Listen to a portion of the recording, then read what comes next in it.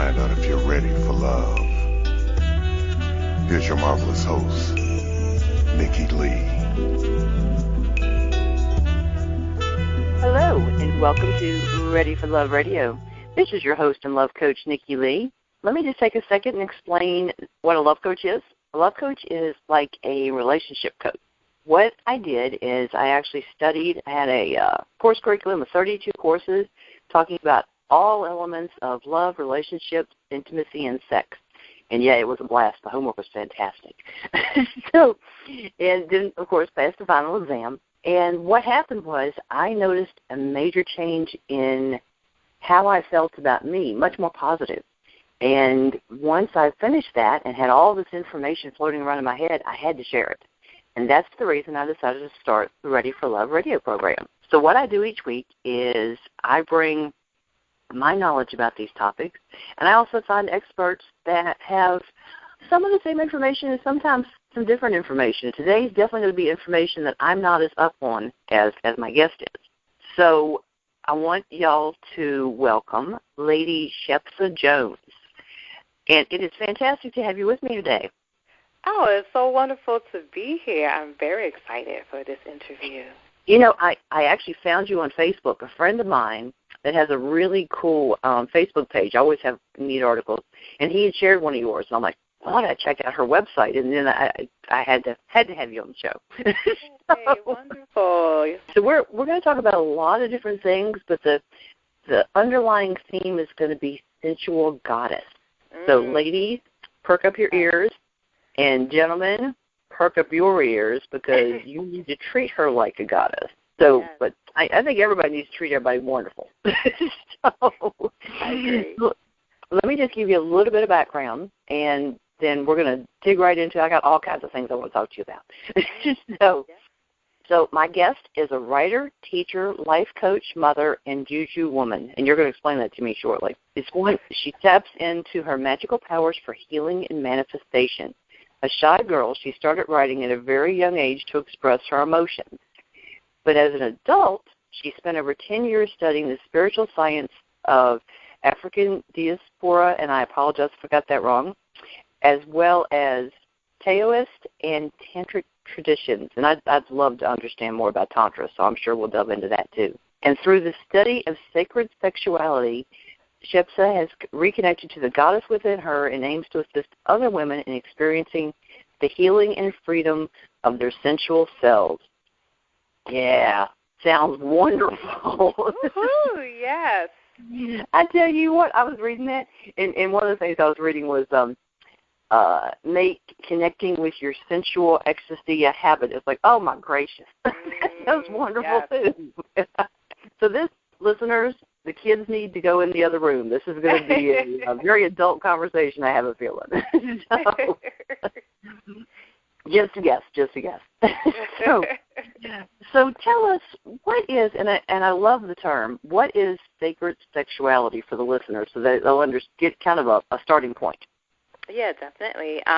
So sacred sexuality, in my opinion, is basically when we place sexuality and we give it the same importance as our physical health, our mental well-being, our emotional health, where we don't separate sex from all the things about us that we consider to be important and especially sacred, right? So sex is not this thing that we hide in the closet and we make it seem like it's something dirty and separate from who we are as a human being.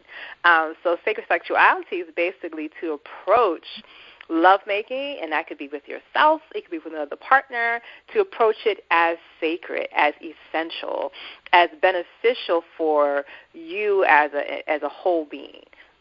Seeing that sexuality and sensuality is important to your overall health and well-being.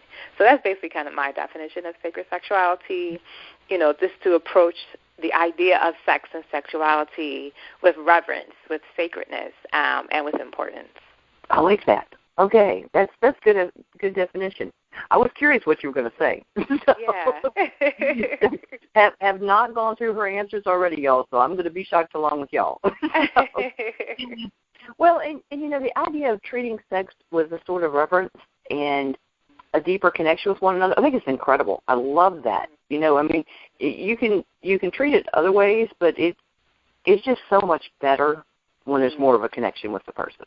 Absolutely. Oh, my God. Yeah, night and day. Yeah. You agree? Yeah, I totally agree. And in fact, for me, it's like it's not even an option to engage in sex that's not sacred, you know. It's because, you know, it's like once you have the smorgasbord, and it's like once you have steak, you don't want to go back to having McDonald's. Like, you don't want that. You know, so. There you go. There you go. Okay. It just the difference is night and day. And like I said, well, and my thing is I want to have a variety of connections with the person, not just an attraction or he's so hot or what a cute ass, but, you know, there's got to be some kind of a mental and intellectual connection with the person in order to really be interested. So absolutely. There are people that don't see it that way, and I can't imagine. Yeah. Yeah, I'm totally agreeing with you. Well, I'll tell you what, before we get into all the other stuff, explain to me and the listeners what a juju woman is. Okay. I sure will. All right, so juju woman, for me, the way I define it is one who uses her magical powers for healing and manifestation. So if we think about women, we think about, you know, just feminine energy. You know, one aspect of feminine energy is being receptive. You know, and this comes from studying Tantra tradition, the Taoist tradition. So women in general just have a more connection to the spirit world, and, you know, because of our nature of being the receptive gender on earth. So with that connection, you know, to the spirit world, we really connect to the subconscious, and through that connection, we're able to manifest what we want in the world. Not that men can't be juju men, because there are juju men, but, you know, men tend to be ruled more so by, we could say, logic or their heads, where, you know, I find, you know, for feminine energy to be really grounded and rooted, you know, it requires us to connect to our heart and our emotions and our spirit. So I believe when women naturally have that connection to themselves and to their feminine nature, it makes it easier for them to create what they want in their lives through accessing and tapping into their feminine energy. Interesting. Okay. And it says that you work in helping other women to connect to their sensual selves. Yes. How would a person know if they do or do not have a sensual self? Well, I believe everybody has a sensual self. So many of us have been cut off from it. And I think a lot of that is from the way that we're raised in this Western society, seeing sex as dirty. You know, we're often taught, or as we grow up as a child, you know, if you as a child you were touching yourself, just exploring yourself, you know, your parents might have, you know, tapped your hand and told you no, or shooed you away and said that's nasty or that's dirty. So we kind of grow up, both men and women, with this whole kind of warped idea of sex and even our sexual organs as being dirty, as being nasty, as being unclean, you know, or that we're fresh if we like to touch ourselves, or, you know, things like that. So we all have a sensual self. It's just a matter of awakening that and helping to release the blockages so that we have a healthy relationship with that sensual self. I've relayed a experience I had many times on here, and now I'm wishing you had been with me. But I was playing cards, and one of the women there, I don't know how we got onto the topic, but I said something about all of us. As we were probably talking about my coaching training or something, and I said, you know, all of us are sexual beings. And she looked at me and gave me this look like I'd lost my mind, which she does that to me a lot, you know. And I said, okay, you may choose not to use that part of yourself, but you are, you know. Right, yeah, exactly. But, well, and like you said, you know, the way we were raised, the kind of people that were around, culture, society, religion, all of those things, in a big part, makes sex seem so wrong, so dirty, you know, all that sort of thing that you mentioned. And that does, so much of it's the whole guilt factor, you know. If you think about sex or if you enjoy sex, you're a horrible person, you know, that kind of thing. Right. and like I said, that mentality and the way, the kind of mentality I was raised around and seeing how it impacted people later in their life, from how they were taught they were quote unquote supposed to be, when they were kids. Right. All of those things led me, once I started the training I went through, I'm like, man, I've got to share this with people. They've got to see that you're not a bad person if you enjoy sex. You're not a bad person if you like to touch yourself. So it's all of those things are what led me to like I said, start the show and start writing about it and sharing stuff with people. So yeah, and also like what that repression does, I feel like in this society it's one extreme or the other. Right, they're like highly sexually, repressed, or it just comes out and the sexual energy gets really warped and it becomes kind of, we're objectifying sex now and objectifying women, and it becomes this really kind of twisted, unhealthy connection to sexuality because we're repressing the energy so much. And, you can't repress energy, it has to go someplace, so then it comes this very kind of warped, warped kind of twisted idea of connecting to sexual energy. So, I'm just having balance so that you don't have that. That's the thing. If you're told for so long not to do this, and like the whole repression, I've actually done a show about repressing sexuality and the damage it does. Actually, with the person that shared your article. Cool. So, nice. What a connection. But it seemed to me with some people that you just feel like they're just trying too hard. They're like, right. I've seen you repressed all this time. I'm going to let it go, and they just try so hard, And it's like, okay, just ease into it. You don't have to like change overnight. Right. Yeah.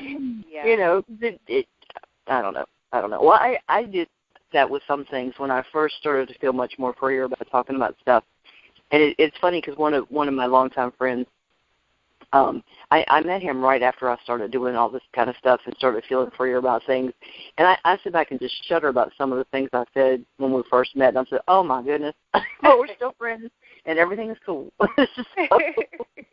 Thank goodness, because not everybody would have handled it. Because, like I said, when you first start to feel like you can talk about things, it's hard to tell what you might get yourself into. Yeah. And it's like that energy, it's been after being held back so long, it's like it bursts. Exactly. Both. Exactly. Totally agree. Well, that's why getting to write about it and talk about it on air, and that all helps. Exactly. Kind of help me temper things to a more healthy way to talk about stuff. So, yeah. But of course it depends on who you're talking to. But that's a whole other ballgame. So now I was looking at your blog. I was having more fun reading your blog this morning. 10 Sensual Goddess Commandments. I like that. I like that a lot. Yay. So let me see. I was going to pick my favorite ones, but I like them all. How about thou shalt know you are a goddess? Explain that to us. All right. So basically, I believe that, number one, we as human beings are all divine, and we all represent, however you want to call, divine energy or God or universe, however you want to call it through your various beliefs, it doesn't really matter. But I believe that, divine energy is comprised of both masculine energy and feminine energy. And those two forces are what kind of come together to birth creation. So all of creation is basically a combination of divine masculine and divine feminine. So when I say goddess, I'm also, of course, acknowledging men are divine as well. I'm not saying that men aren't divine. So when you recognize that you are a goddess, then you're able to focus on those aspects of your feminine energy and how they connect to divinity. So as I was saying before, being that feminine energy is receptive, very often us as women, because we may tend to be, quote unquote, more emotional or, have our emotions, very often, women are talked about in a negative way when they're talked about, when women are seen to be emotional, or so many of us repress those kind of aspects of our feminine energy, which really are our gateways to tapping into the divine feminine. So us as women being more, quote unquote, sensitive or being emotional, that is our connection really to the spiritual realm. because of that sensitivity that we have. So when I say that, know that you are a goddess, know that, number one, you're perfect just as you are, in that we have these emotions as women, and these emotions are not bad, they're not evil, they don't make you wrong, they don't make you crazy, as men like to say women are crazy. We're not crazy. We have a deeper, a closer connection to spirit in many ways because of our feminine nature. So know that you are a goddess, and know that, yes, your emotions are going to wax and wane like the moon. And in fact, we as women have a connection to the moon through our menstrual cycles. In the same way that the moon, cycles through about 28, 29 days, we also go through our own cycle, through our moon cycle, or our menses. So, all of these things just give us a connection to nature as well as women. So know that you are a goddess. Know that you are okay. Basically, know that you're not crazy. If you find your emotions waxing and waning, know that you are divine. I mean, and men are divine too, but I think for so often through this patriarchal culture, divine images have been so portrayed as masculine very often. But to know that you are a goddess and that you have within yourself the divine feminine, and you can tap into that energy, anytime that you want. Awesome. Now, some are crazy, but for the most part, it's not because they're emotional. I actually did a cool show with a friend of mine who is a yoga guru, and she just the conversations with her are just incredible. And we actually didn't, because she wrote a book about the moon cycle, and I had never even heard of that until she told me that she had read the book. I said, well, good, let's talk about it. Yeah. But yeah, they're fascinating. It was a fascinating topic. It really was. Mm-hmm. So I like number 6. It says, thou shalt not ignore your intuition. I'm real big on, if I have a gut feeling about something and I ignore it, I pretty much 99.9% of the time I regret that I ignored it. Yeah. I think it's getting in touch with your intuition and learning to trust it. But you kind of have to hone your intuition too, and you do that through experiences, good and bad experiences, and then learn when you need to just trust your gut feelings about certain things. Yeah, definitely. Yep. But yeah, I was talking to Ben and I said, anytime I ignore it, I regret it. Right. And how many times does something happen and you're like, oh, I should have known, or something told me that I should have did that, and we get these messages very often. So what it is about, just like you said, being able to tap into that intuition and to hone it. Let it be, just a honing device that allows you to navigate where you need to go, and that when that voice does speak to you, that you pay attention, you listen and you pay attention. Exactly. So you got one that says, thou will experience pleasure every day. Yeah. I like that. Yeah. You want to share with the listeners what you mean by that? Oh, my goodness, yes. Make your pleasure serious business. So, I have a whole workshop that I do called The Pleasure Principle that's all about opening to pleasure and the importance of it.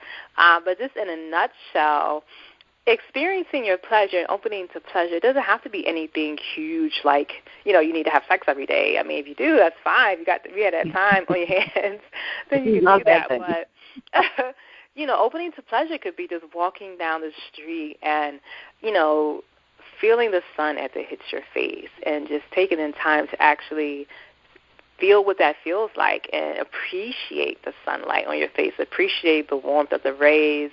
It could be something as simple as, biting into a cookie, that you love, or, and allowing that taste of the cookie to, massage your tongue and really close your eyes and take in the flavor of it. It could be anything. It could be just being with your children and just being present in that moment.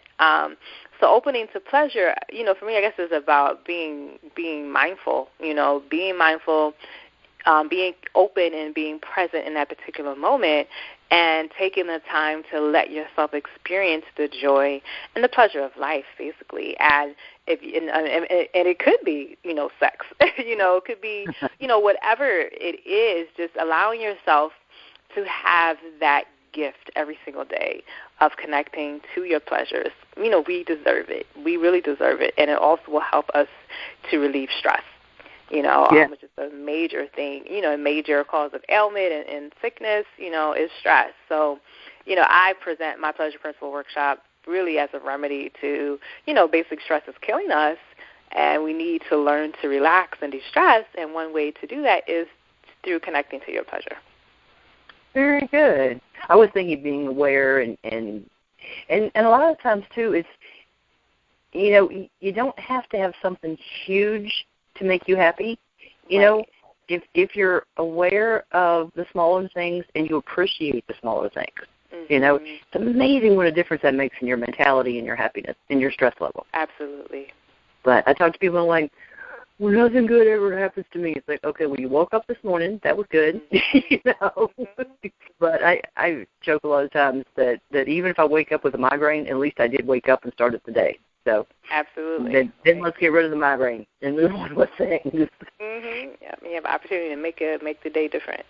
Exactly. I had that really driven home when I had emergency heart surgery, and you know, it's like it's amazing how going through something when, I mean, the doctors basically said if you don't have the surgery in the next 24 hours, you very possibly could die.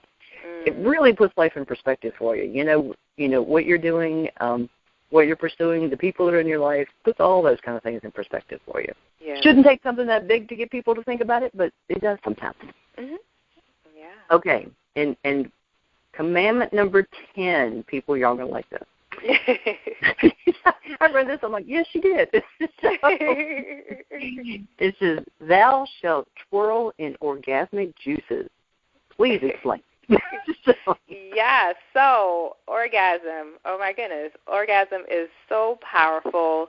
And, you know, very often we think of orgasm as just this event that happens, or not happens, you know, because actually, sadly, you know, about 75% of women don't experience orgasm when they're having vaginal sex.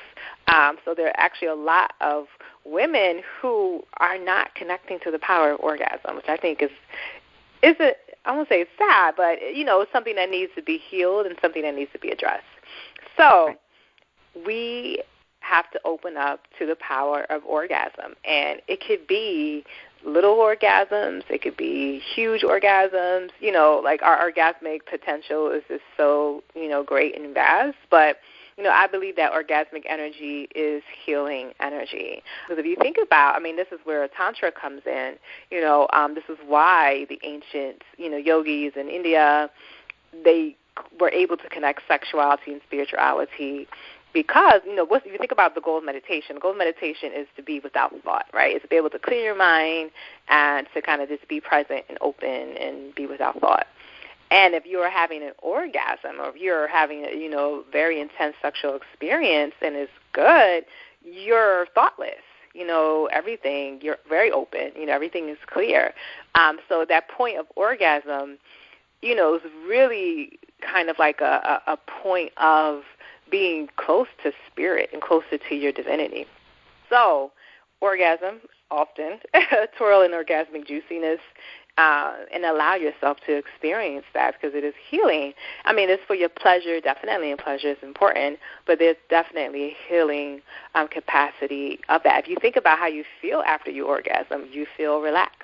You want to go to sleep. You know, you feel, oh, my God, like you feel like you've released so much tension. And sometimes we don't even know we have this tension until we've released it. And it's like, oh, my God, we feel at peace. And that is also the goal of meditation, goal of spirituality very often. So, you know, that's where the whole sacred sex, you know, concept comes in. It's like through orgasm, through our sensuality, through our sexuality, we become closer to spirit. Very good. All right. Yeah, I like I said, I looked at it and said, yes, she did. That conjured up so many interesting pictures in my head. Oh, all right. Well, I wanted to make sure that we covered all those interesting things. Oh, I tell you what, I know something else I want to, before I get into my usual questions I ask. Mm-hmm. You wrote a blog about, let me get the right name, Killing the Good Girl. I love this. You know, I actually am thinking about doing my own version of this on my blog this week. Mm. So tell us about and I know many of us can relate to this. Yeah. So tell us about killing the good girl. Killing the good girl. All right, so I'll talk about it from my perspective as like I said, a good girl in recovery. So, growing up, I was the honor roll student. I was the daughter that my mother and my parents always bragged about because I always had good grades. I always did the quote-unquote right thing. I'm very obedient, never disrespectful, and things like that. So what happens, though, as we get older, when we kind of become locked into this box of being a quote-unquote good girl, is that we begin to put other people's pleasure or ideas before our own because we're too busy concerned with pleasing other people because we're used to it, right? If you go to school, you get good grades, you're the good one, you're the teacher's pat, you always get the pat on the head, you get the attention, you get the accolades, you get the rewards for, quote-unquote, doing what you're supposed to do. Right. But what happened for me, as I became an adult, I had realized that, wow, I didn't really stop and think about what I wanted and what my desires were because I was trying to be, quote-unquote, good. And the way this came up for me was in my marriage.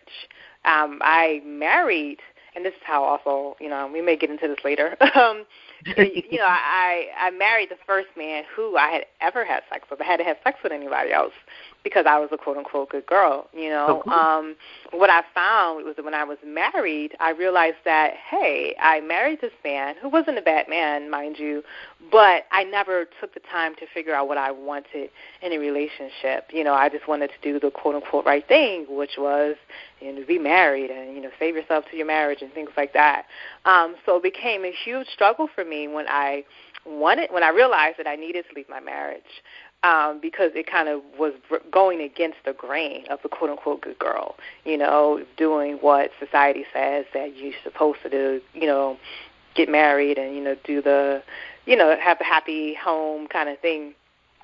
So for me to actually be the one to decide to leave my marriage was a huge transition for me in my life, and it actually would open me up to do the work that I'm doing now because I had to do just a lot of healing and a lot of self-discovery in order to leave. And it really prompted me on this journey of thinking about, like, what is it that I want? Who am I? What do I want? What are my desires as opposed to trying to be this quote-unquote good girl that just does the right thing? Understand much too well, unfortunately. But yes. Like I said, there's a lot of women that get into that position. I think it's something women deal with more than men just because society looks down on women in so many ways, especially when it comes to, intimacy and sex and, heaven forbid, don't talk about that. Yeah, and the bad boy image is kind of like, it's kind of upheld and cherished, but, Well, it's cool if you're a bad boy, but if you're a quote-unquote bad girl, then that's a bad thing. Right, you're a whore, you're a slut, you're that. Yeah. Exactly. Well, watched a really awesome video about that the other day. I'll have to share with you if I can find it again. But, so we sort of covered this in different ways, but tell us what prompted you to get involved in a love relationship and sex-related sort of field? Because that's not the easiest field to get into. It may end up being the most enjoyable, but there are it's interesting when you, like when I said I was studying to be a love coach and my father looked at me like I'd killed somebody, So, he still to this day doesn't want to know what it is. Just doesn't want to know. So what prompted you to get into this questionable field?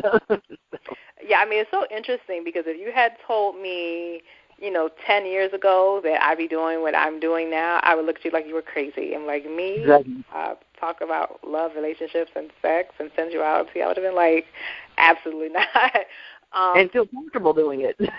Yes, right, writing, articles and blogs about it and putting it on the Facebook. But really it was, I guess what sparked it was the self-healing journey I went through after my divorce, after leaving, my husband. And as I said before, he was the first person who I ever had sex with. I was a virgin when I met him.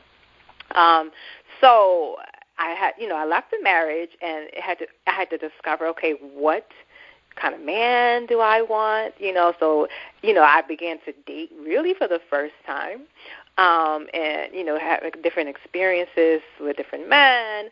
I also began to study sacred sexuality in Tantra, and it was something that I had always been interested in, but my husband thought, when I bring it up to him, he just thought I was crazy. He was just like, what? Sex and spirit? Like, it was just weird. So he was not studying it with me. But, I just, in my community, I met different people who were studying, Tantra, and also were studying the divine feminine energy and goddess energy. And, just through my interactions with them, I began to study belly dance, which really opened me up a lot because, belly dance is really, it's a dance for women, and it's a very healing dance for women. It's a very sensual dance. So that I felt opened up, just a lot of energy in my body. And it also led me to a conference that I went to. It was called the Belly Dancers of Color Conference, just ran by a woman named Dr. Sunyata Ahmed. And she, that's basically the first class. Along with belly dancing classes, she also had a class that she called Sexual Kung Fu, where she was, basically teaching about sacred sexuality. And I just loved it. And from there, I began to study it on my own, through various books and, meeting different teachers and, just really began to heal myself through studying sacred sexuality. And I actually did not really intend to teach. It was not something I really set out to do. A friend of mine at the time was having a workshop that she was doing, and she had different presenters, and I told her about the different things I was studying, and she was like, oh, can you come and do a workshop? And I was just like, and I guess, I had been a teacher, in the classroom anyway, so teaching was something that I was used to. It wasn't something that was brand new, but, this time teaching adults as opposed to teaching, kids, a little different topic as well, so I was definitely able to apply what I've learned through teaching in the classroom, through teaching workshops to adults, and also my personal experience. So, it's just kind of from there it just began to build and take off, and also me just realizing that there's such a need for women to heal themselves sensually and sexually. There's such a need for women to feel beautiful, to tap into the divine feminine energy, to awaken their goddess. We live in this Western society in which, feminine energy is not, often cherished. It's often objectified, but it's not often, seen as sacred. And, just wanting women to realize that, yes, you are sacred, and it's important for you to connect to who you are as a sensual being as well. And after my journey of having, not being connected to my sensual energy, and once I connected, it was like, whoa, like this is some good stuff. So, wanting other women to experience that interconnection as well. Right. Let me see. So, some of my stuff we've already covered. What about, have you written any books? Let's start with that, and then we'll delve into the different workshops that you do. Yeah, sure. I actually published a book this year in July called Happy and Healed, 5 Steps to Getting Over Any Man and Finding the Love That You Deserve. And that book basically comes out of my experience healing from my divorce. So it was interesting because it wasn't the book I set out to write. When I first wanted to write a book, I wanted to write one of all this kind of spiritual philosophy and, things like that. And just having in my conversations with women, most of them, it just seemed like so many women were having so many issues and troubles around men and relationships. So, I just came to me like, I need to write a book for women and teaching them, number one, to heal from breakups, because so many of us just get caught up in, relationships that are no longer serving us, or if we're in a relationship, it's rocky, we're not realizing why. So my book, Happy and Heal, basically helps women to, number one, decide whether they're going to stay in a relationship, whether that relationship is really serving them or not. And it takes them basically through a healing process of realizing, why we attract the people that we attract, what some of our patterns are, where those patterns come from. It also helps women to cultivate self-love, because whether you decide to go or to stay, you still need to have a strong sense of self-love. Your first relationship is with yourself. So I spend a lot of time, I also give very specific and concrete exercises for women to do to help them to cultivate that sense of self-love, and then also give them tips for opening up to experience new relationships. That book was fresh out of the blood, sweat, and tears from my divorce, and also the relationships that I had afterward, which were great teachers for me. Awesome. I actually, while I was in the hospital, got a really neat idea for a book, and it's going to have a very personal and a very raw introduction. So I've already decided that there's so much I want to convey in that kind of explains what went on mentally and emotionally for me during that time. That I've got several friends that have to pre-read it for me before I'm publishing the book. It's like, let me see if it comes across too raw. Yeah. But that's. I try not to go too over the top, but I mean you've got to. I think it's more powerful than when you include your own personal. Absolutely. Your own personal journey and how things affected you, and because other people, more people than we realize can relate. Absolutely. I wrote like a big sales page for a program that I put together about learning to love, accept, and respect yourself. Mm-hmm. And I actually had this one woman call me. I've gotten great emails about it, but this one woman made the effort to find my number, which isn't easy, and she called me, and I mean she voiced like what she felt when she read the sales page, and it was exactly what I had in mind when I wrote it. I love when that happens. I love it. So, okay, now everybody has various challenges that we all face and deal with in life. And so my question is, do you feel that you have grown from the challenges that you've had in your life? Oh, my God, yes. I think, like, my divorce was probably one of my greatest challenges, and also one of my greatest gifts, because it put me onto the path that I'm on now. And if I didn't go through what I went through, I wouldn't be doing the work that I'm doing. I wouldn't be, helping the women that I'm helping. So, I try to view every challenge that way. Of course, honestly, a lot of times when we're going through our challenge, we're like, what the hell? We're not thinking about the lesson. We're just like, why me? But I guess having my spiritual tools and my resources and, past experience, it helps me to navigate it. So I'm able to always just extract the lesson from whatever challenge I have. So thankful for the challenges. Yeah. It seems to me that when we have these various challenges, we can either let them beat us down or we can overcome them.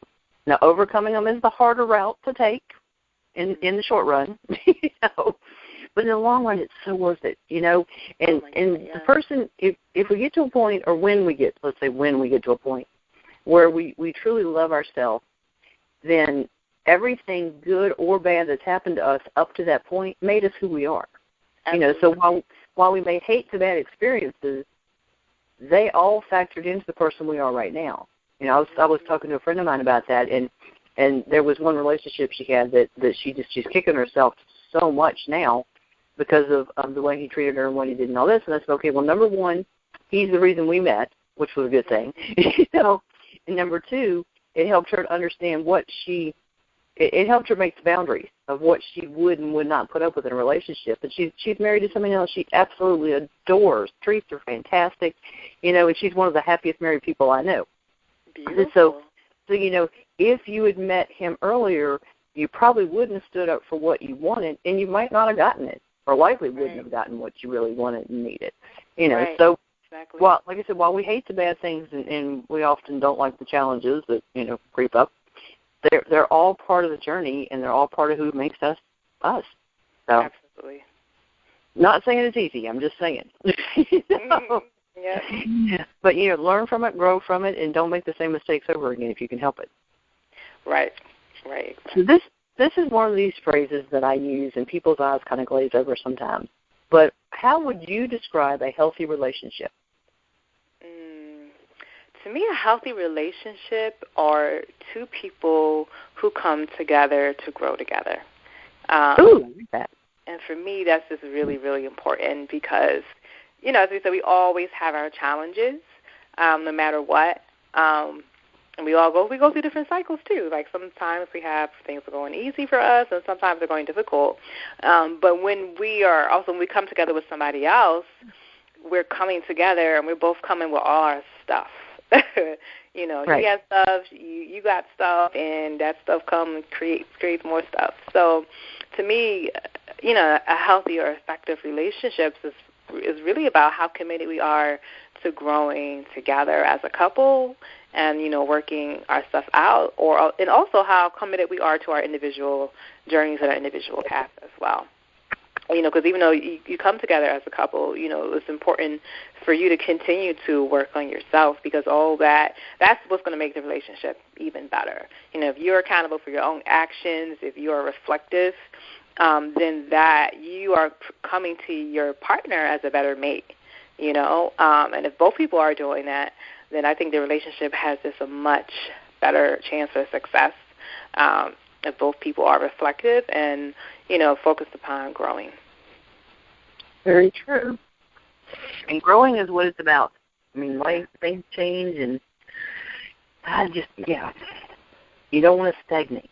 It is that you don't have to delve into as many things and study as many things as I'd like to do, but find something of interest and learn more about it. It's amazing what that can do for you. Mm-hmm. So why do you think that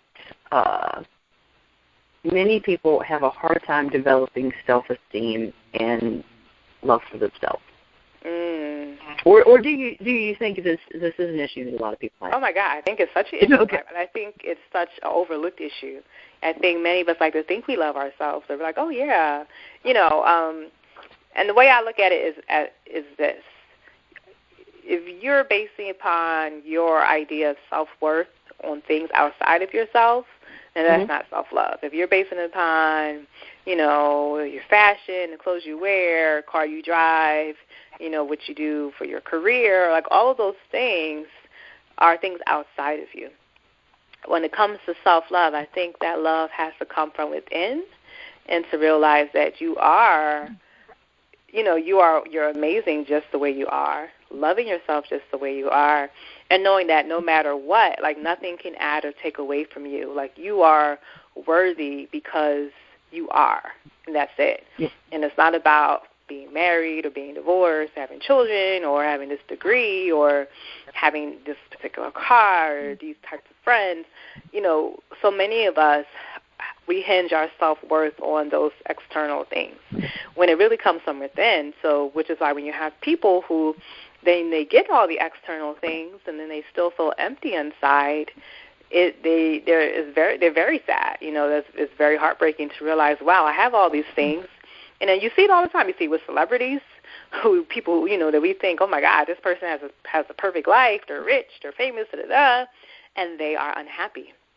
Because those things do not make happiness. Happiness has to come from within, and it has to come from your own sense of self-worth and self-love that is not based upon anything outside of you. And it can be a very challenging thing, I think, to develop, because we're not raised in this society to really value ourselves, just as a being on this planet. So much of it is about consumerism. So I think it's very challenging for us, but I think it's something. I think ultimately that is the goal, to love oneself unconditionally. I figured, and in a healthy way, where we still understand that. Well, and there was this big blow up on Facebook about a year, maybe two ago, where this really skinny woman was complaining about plus-size women that were feeling good about themselves. And I'm like, okay, she's jumping conclusions and what that means. She's like, they're not this, they're not that, they're not the other. It's not healthy for them to feel this way. And it's like what she was missing was you can feel good about yourself, love yourself, and cherish yourself, and accept yourself, and still understand that you've got things you should improve or could improve. Absolutely, exactly. So that's all part of a healthy self-love. You say, what, I love me, I love my faults, and you know what, I'm going to work on the ones I can't. Right. So I just wanted to just reach into the computer and just strangle that woman every time she posted. Oh, I think something. I remember that. I think she was like a video, right? She had blonde hair. She was. She was one of these fitness people. She's got several kids, and she just kept posting things. And actually, it was one of the women that I talked to on Facebook from time to time that kept getting into. She actually was the one sponsoring the event, for people to say that they love themselves and all this. And I mean, this other woman was just tearing her apart. Like, what a jerk. Mm-hmm. Yeah. But it's society. That's how they are sometimes. So tell us about your Sensual Goddess Boot Camp. Yes.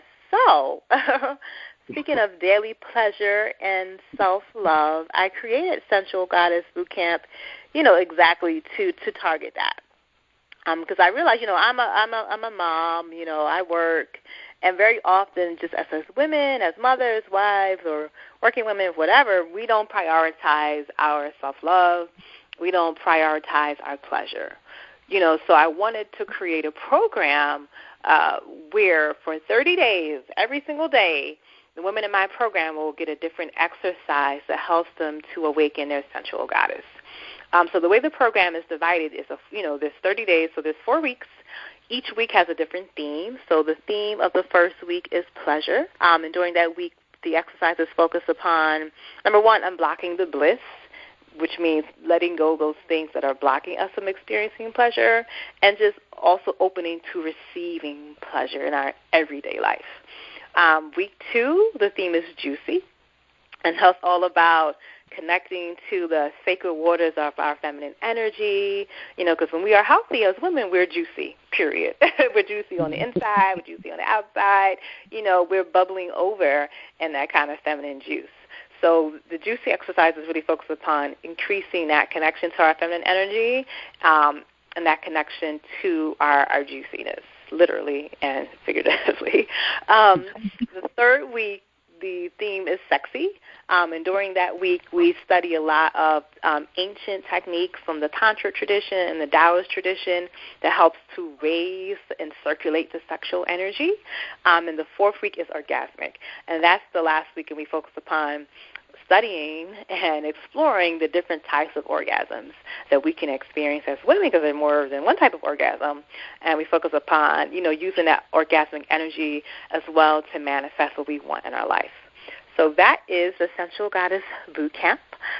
So we also, within the boot camp, there are 4 live meditations. So at each week, for each theme, we have a live meditation. And during that live meditation, I lead everyone through the meditation, which helps to bring the exercises and what we're looking at, what we're studying for the week, deeper into the subconscious.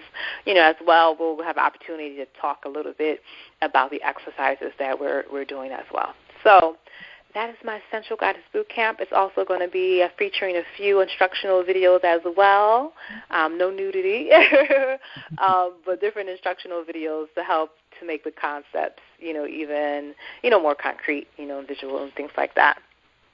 So I also, within the Sensual Goddess Boot Camp, we use something called a yoni egg, which I don't know if your listeners are familiar with. But a yoni egg is basically an actual egg made out of crystal that comes out of the Taoist tradition, that women in ancient China in the royal court would actually use the yoni egg with their vaginal muscles to increase the strength of their vaginal muscles. So they actually do kegels with the yoni egg, and that would help them to be juicy, to get their sexual energy flowing. It also was reflexology for the vagina and helping to heal, different parts of the body through stimulating that reflexology, and it helps also to bring the sexual energy kind of up to the higher spiritual center. So we're going to be studying a lot.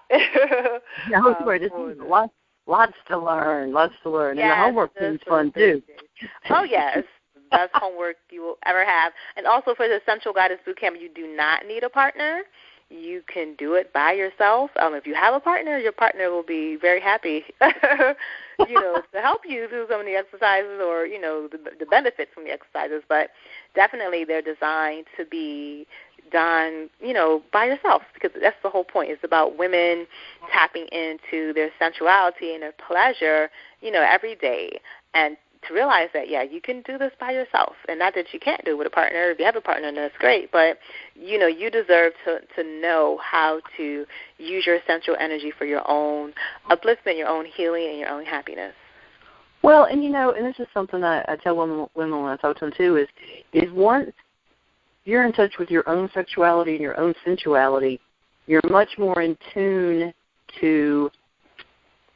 And I have trouble with this too, so I'm not saying this is simple, but you're more in tune and able to tell a partner, whether it's a longtime partner, new person that you're seeing, or whatever. You're more able to tell them what you need and what you want, because if you don't know what you want and need, how on earth does anybody else? Right, so exactly. It's very powerful when you can get to the point where you know what you want and need in your relationship, sexual or otherwise, and then you can convey that to the other person.